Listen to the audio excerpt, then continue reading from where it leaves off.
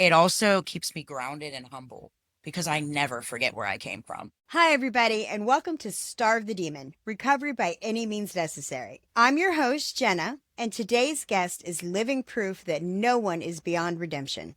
Meet Heather, a woman who's lived more lives than most could imagine. For decades, her world revolved around crime, addiction, and survival. The justice system wasn't just something she brushed up against, it was a system she was fully tangled in. Everything changed when she stepped into the world of peer support and discovered she could use her past to empower others. Once she realized there was space for people like her in the criminal justice side of recovery work, something clicked. She didn't just find a job, she found her purpose. Now, as a passionate peer professional, she's not just offering support, she's building real connections, reducing barriers, breaking down stigma, and proving that no one is too far gone to start over. She uses her powers for good instead of evil. Let's get into it.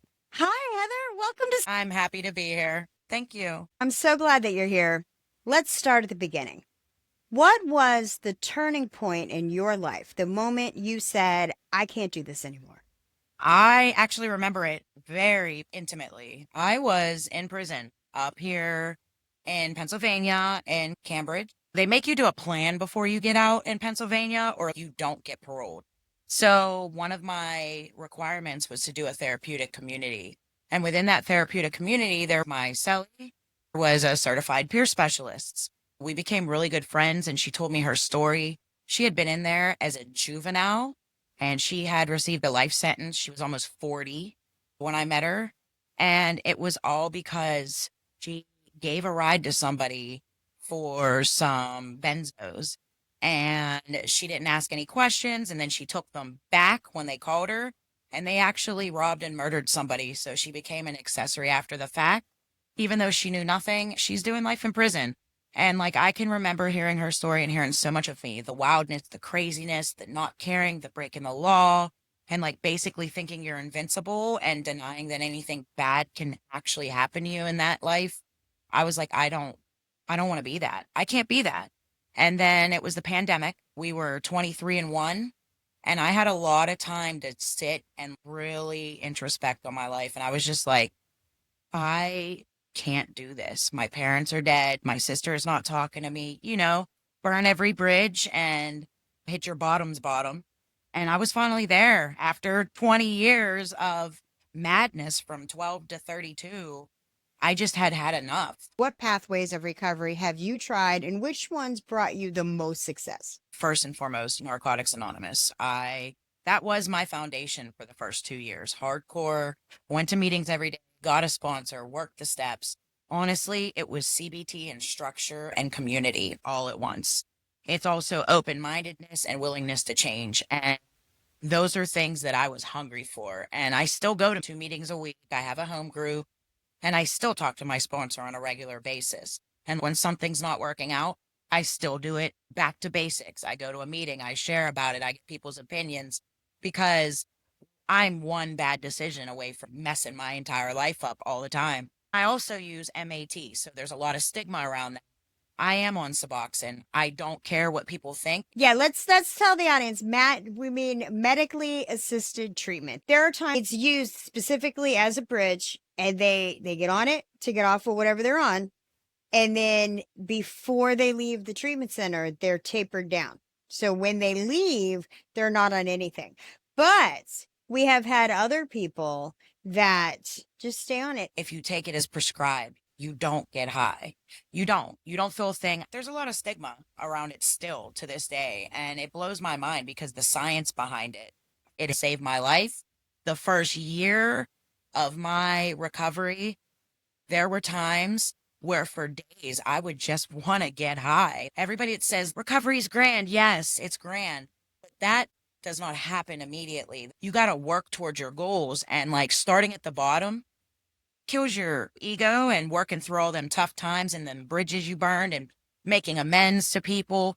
So it can be rough. A lot of feelings that I numbed for years. For the first year, I wanted to get high a lot and life showed up. I would yell at myself and I would say, Heather, you took your Suboxone today. So all you're really going to be is pissed off and broke because you're not going to feel anything and you're not going to be high. And you can still die. You can still overdose. And you just don't know it's happening. I did therapy with it as well. What tools or practices keep you grounded in your recovery today? Now, peer support in itself is also a form of recovery, I think, because when I give back to people, it's a great feeling. And it also keeps me grounded and humble because I never forget where I came from. Still do therapy. I do a lot of self-care. My nails are done. I'm not a materialistic self-care person. I used to buy a bunch of shoes and clothes and all that stuff. I went through that stage in early recovery. Now I go for my girlsy day once a month. Me and my two best friends, we go out, we get facials, we go out to lunch, and we sit and laugh and laugh. And then I have my cat, Fred, my mom. I know this is stigmatic language, but the NA way, I have a clean table, get high table, right? I'm a very visual person. So anytime I'm down, I feel like the world just sucks. I look at all those things I did on my clean table. I got souvenirs from Fright Fest. I got movie tickets from dates I've gone on. I've got sand from the beach when I took my first sober vacation. 5 of us that were in recovery went to New Jersey, Wildwood. It was so much fun. I just have a bunch of things that mean stuff to me. I knew it would never be possible if I did not put down the drug and change my life. I just spent a weekend at Metallica, Pantera, Limp Bizkit. I bet that concert was lit. No way I could have afforded that when I was using. I didn't have 2 nickels to rub together that didn't go to the dope man. Yes. Me either. I was trying to decide if I wanted to spend $5 on gas or if the dope man more. I just recently went to Savannah, Dexter, and Brabo, Gator. They're a couple. They're about to blow up. Their songs are dope. Jelly Roll put on a great concert. I love Jelly Roll. I love Jelly Roll. He is so humble. He's been through all that, right? Prison addiction. He's one of us. Let's talk about the stigma.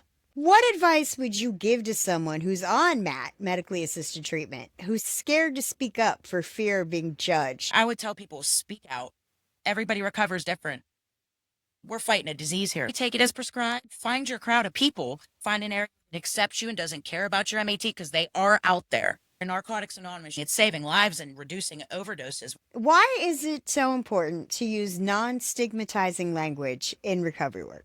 That's a big issue. Absolutely. Self-esteem, self-confidence, first of all, effect on their mental health and how they view themselves. I was never in recovery. I've had some years where I did not use drugs, but I wasn't in recovery because I wasn't working on anything. Thank you for saying that. Some people be like, oh, I had a relapse. No, honey, you have pattern of use. Yes, if I were to go back today, I would consider that a relapse, right? Because I had years of recovery. 2 years was, I think, before this was the longest that I went without picking up drugs and alcohol, but I was still miserable. I didn't work on myself. I didn't listen to nobody. I didn't use any path.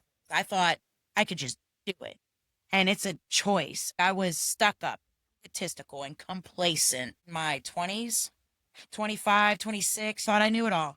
Those days back there, whenever people would tell me I was dirty, like I didn't think about it. When people would say, oh, you popped dirty, right, at your PO's office, and that's why you're back in jail, I didn't realize that was giving me self-confidence. It's changing, like you don't use MAT.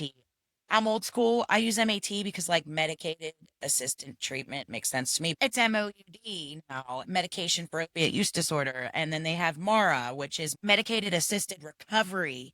It's changed so many times. It's also different everywhere. It depends on your culture and your language you use around your city as well.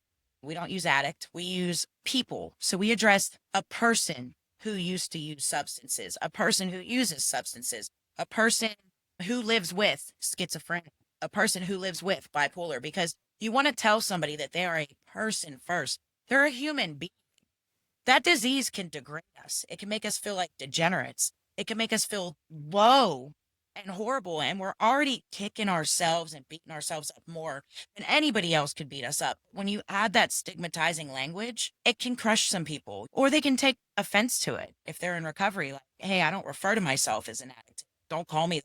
You could say that to the wrong person and it would be all bad. It could trigger something in them. It's always important to approach somebody person first. And that's why we call that person first language today, because it's showing somebody that they are human before the drug.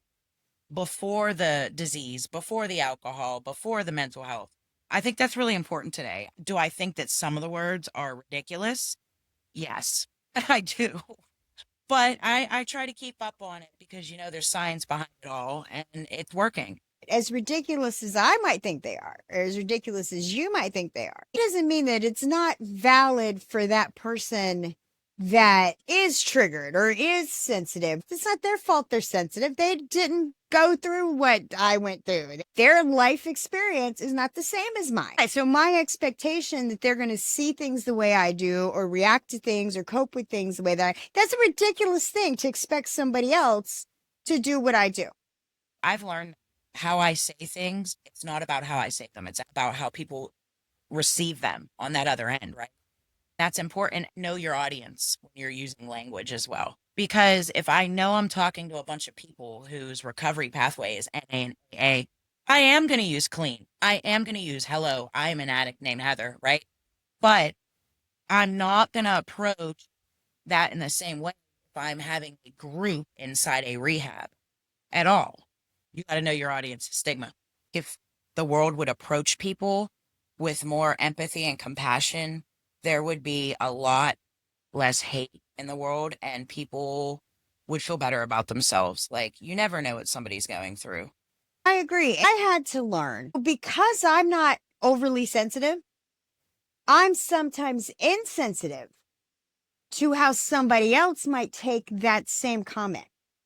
And to where I'm like, how is that bothering you? That's not a fair thing to say to somebody. Why does that bother you? Well, because it bothers them. It doesn't matter why. Absolutely. And you know what? You can apply that in all recovery, right? Because false expectations is something that will take somebody out there real fast.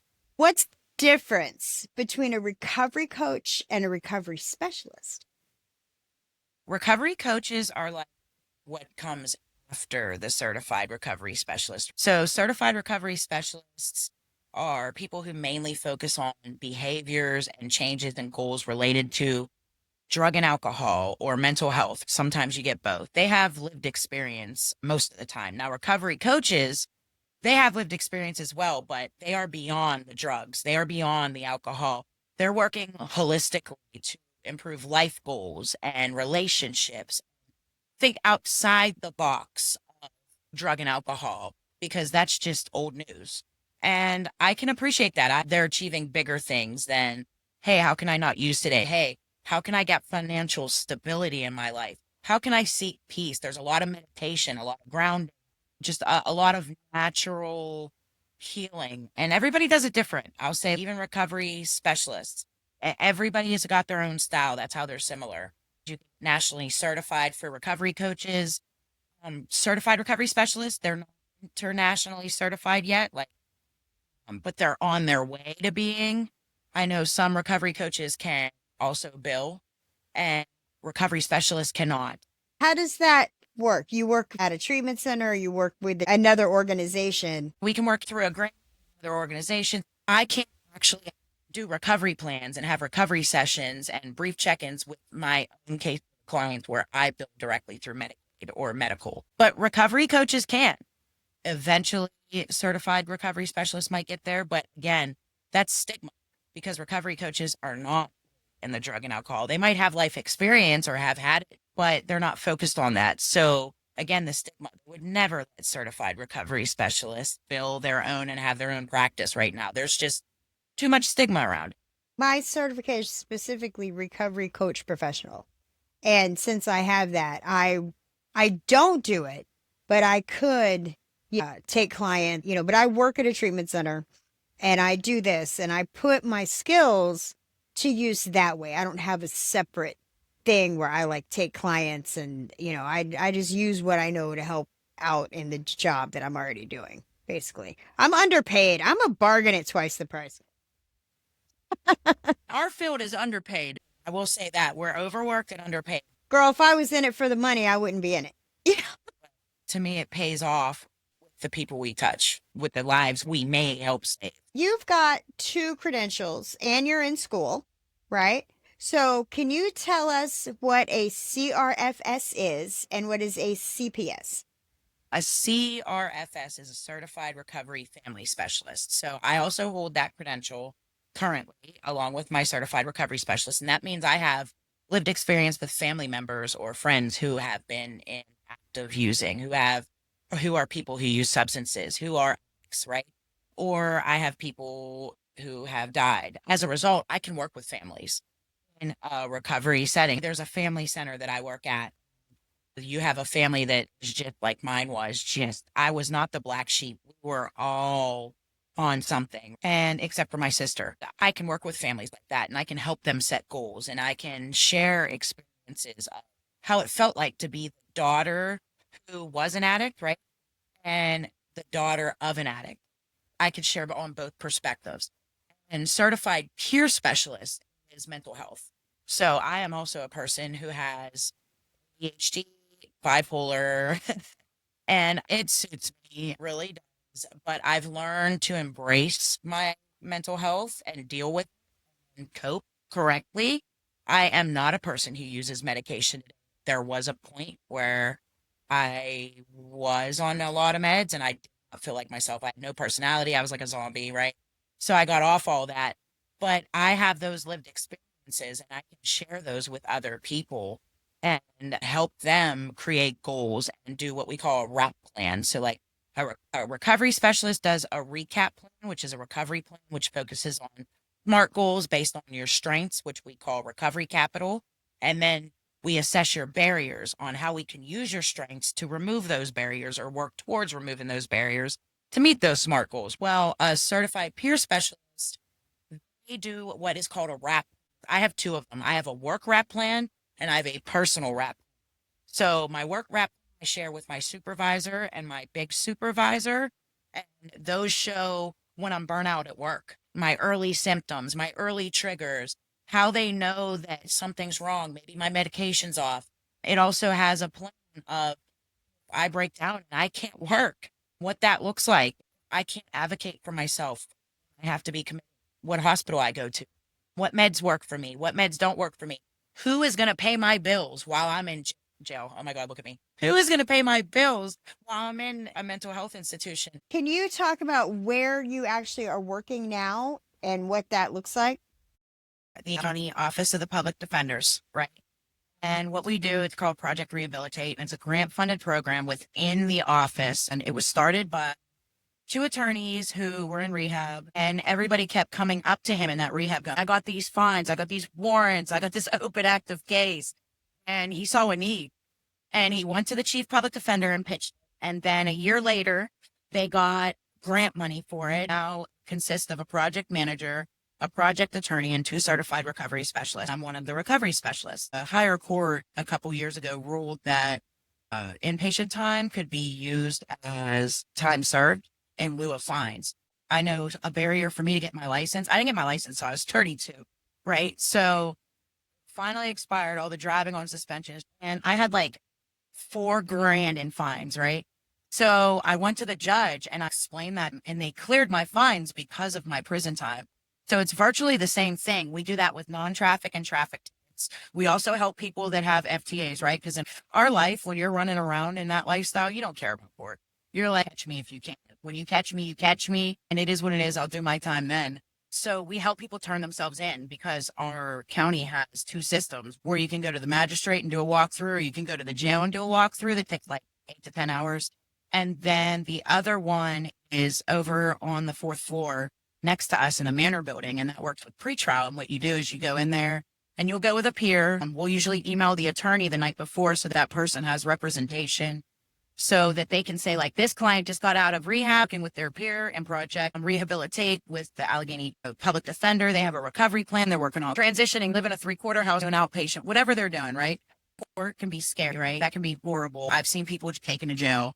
I've seen people get felony twos, though, dropped all the way down to summary disorderly conducts as well, because they completed treatment for 6 to 9 months. They worked with their peer, did a recovery plan, and they were trying, and the judge genuinely saw that. I have a recovery plan that I'll print out and give the attorney. The attorney will then put it in that case file to argue with that client so that they can try to reduce their charges, close their case out, get their fines out. But Mainly what we do is file motions for incarcerated people in rehab. People who have external referrals we get from other rehabs where they're looking to clear all their fines and reduce those financial barriers. If my coworker and I can give people the resources that they need and try to link them to funding for a 3-quarter house when they have nowhere to go, because like that was my biggest thing. That's how I relapse every time. I'd come out of jail, I'd come out of prison, I maxed out. I don't do probation. I don't do well with people telling me what to do. So I would just do my time, get out, but I had no funding. My parents were dead from heroin. I had no job, no car, no license thing. And I didn't have a support system to say, come live with me. And all the 3-quarter houses were like, fuck you, pay me. I got to my dope dealer and I was like, oh, I'm just going to sell drugs. And I did. I would get my place. I would be doing all the illegal things, half-assed, 1 foot in and 1 foot out. I'd be selling drugs out of the apartment I got with the drugs. But then I started getting high, right? Because I'm hurting myself. And when I was living that life, I would just end up right back in jail. The point is, that's where I'm really passionate. I want to give people chances. Get your pathway, be strong in your recovery, focus on you, therapy, whatever works. But I'm going to give you the resource, but you have to put the steps forward to do the work. I'm not going to do it for you. That's tough sometimes when you hear some of these stories. Is there any recovery literature that you would recommend besides the obvious AA Big Book and NA Basic Text? I read daily affirmations. However, I like to hear people's stories. I have a best friend who is a certified recovery specialist. She works with one of the nonprofits that have drop-in centers and do outpatient MAT and therapy, etc. And she has a book. She had a rough run. Every chapter is a pivotal moment in her life of either her disease or her recovery. At one point, she was at her lowest. She tried to commit suicide twice. And she jumped off the West End Bridge here in Pittsburgh, which is huge, and you shouldn't probably survive that. But she did twice. Even after she jumped, she still ran all through the North Side, Easto, etc. She keeps it raw in there, and then she tells the joys of recovery, right? She got into the rooms, and it's called My Pink Prison. It's dope. And then she tells her recovery aspect, where she was in Narcotics Anonymous. She met her boyfriend, and now they have 2 kids. A story of resilience, if I've ever read one. It really is. I would highly recommend that. Absolutely. We're going to put a link to that in the description. She's putting together a recovery workbook to go with the book as well about suicide prevention. Not a lot of people like to talk about suicide. Listen, it's a big thing in addiction in any of the literature, even, going back to the AA book and the NA book, where they talk about, we get to that bitter end where it's like, look, I can't live with it and I can't live without it. And what am I going to do? Myself included, I've got suicide attempts in my history. Absolutely. I figured out that I don't get to pick and God's going to have his way. But that's something very, very common to people in active addiction. Absolutely. Yeah, me too. Absolutely. There were times when I prayed every day I would die. It's the easy way out. Yeah, because that would be easier. Right? Yeah. Yeah. Wow. Well, thank you for recommending that. So I like to always throw something weird in there. My all-time favorite recovery song is Master of Puppets by Metallica. What is your favorite recovery song? Mine is a local artist, and I'm going to give him a shout out. It's Colicchie, Drug Addiction. He's telling the truth. I might not have done it all, but I've seen it all. He tells it, but then he starts to tell how he recovered as well. He just opened a center for recovery, a drop-in center and a rehab. So we're creative. We do big things. People underestimate us. We do big things. All the time and effort and energy. Oh, yeah. Well, we put into getting high and staying high. Absolutely. I'm the only person I know that could be broke and not have $1 and still be fucked up all day. Listen, people talk about, you put me in the woods with a knife and I survived. Put me in a city. I don't know nobody. I ain't got no money. I ain't got a phone. I'll have a man, a phone, some money, and I'll be high by the end of that day. I promise you that. I don't need 2 nickels to rub together, baby. I got this. We survived. I've achieved some crazy shit. When I got out of prison, I did something different. Saw how the peers were helping connect to people in the prison. And that's when I decided, man, I could get into this field. I could give back. That's what I do today. When I got out, I went to a meeting. NAAA, that's my foundation, but I use other pathways. I went to a meeting every day and I met people and I started getting a purpose. And then the rest is history. Here I am sitting on your podcast talking about recovery. I got a career in the judicial system, which is crazy. It's mind blowing. I advocate in front of the same judges that sent me to prison years ago. And it's wild. I took a lot of the resilience, all the things you go through, the hustling, like being able to think quickly on your toes and being able to solve problems, creativity and willpower. I put that into my career now, and it's like I excel anywhere I go. Heather, thank you for being raw, real, and relentless in your recovery. You're not just surviving, you're changing lives. You're proof that redemption is possible and lived experience is power. And to everyone out there, if this story spoke to you, do us a favor, like the video, leave a comment with your biggest takeaway, share it with someone who needs hope today, and of course, subscribe to Starve the Demon on YouTube and Spotify because we're just getting started. Love everybody. Let God sort them out. And keep coming back. I'm going to keep coming back. Bye.